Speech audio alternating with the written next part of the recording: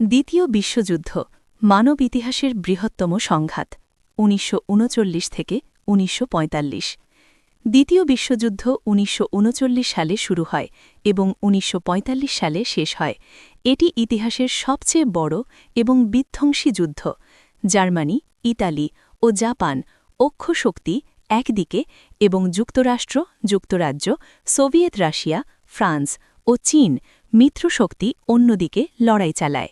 যুদ্ধের শুরু মূলত জার্মানির পোল্যান্ড আক্রমণ থেকে। দ্রুত ইউরোপ জুড়ে যুদ্ধ ছড়িয়ে পড়ে। মানুষের জীবন বিপন্ন হয়, শহর ধ্বংস, কৃষিজমি নষ্ট, লাখো মানুষ হতাহত হয়। এশিয়ায় জাপান চীনের বড় অংশ দখল করে। ওশিয়ানিয়ায় যুদ্ধ চরম আকার ধারণ করে। দ্বিতীয় বিশ্বযুদ্ধের সময় হলোকস্ট ঘটে, যেখানে কোটি মানুষ, প্রধানত ইহুদিরা, নৃশংসভাবে নিহত হয়। ১৯৪১ সালে জার্মানি সোভিয়েত রাশিয়ার ওপর আক্রমণ চালায়। ১৯৪১ সালে জাপান পিয়ার্ল হারবারে আক্রমণ করে যুক্তরাষ্ট্রকে যুদ্ধের দিকে ঠেলে দেয়। যুদ্ধের শেষ পর্যায়ে মিত্রশক্তি জার্মানি ও জাপানের বিরুদ্ধে অভিযান চালায়। ১৯৪৫ সালে হিটলার আত্মহত্যা করে, জার্মানি আত্মসমর্পণ করে। একই বছর যুক্তরাষ্ট্র হিরোশিমা ও নাগাসাকি নগরে পারমাণবিক বোমা ফেলে, যা জাপানকে আত্মসমর্পণে বাধ্য করে।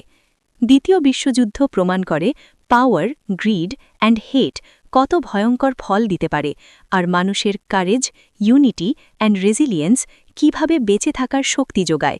এই যুদ্ধ ইতিহাসের শিক্ষণীয় উদাহরণ, যা শান্তি, মানবাধিকার এবং আন্তর্জাতিক সহযোগিতার গুরুত্ব শেখায়।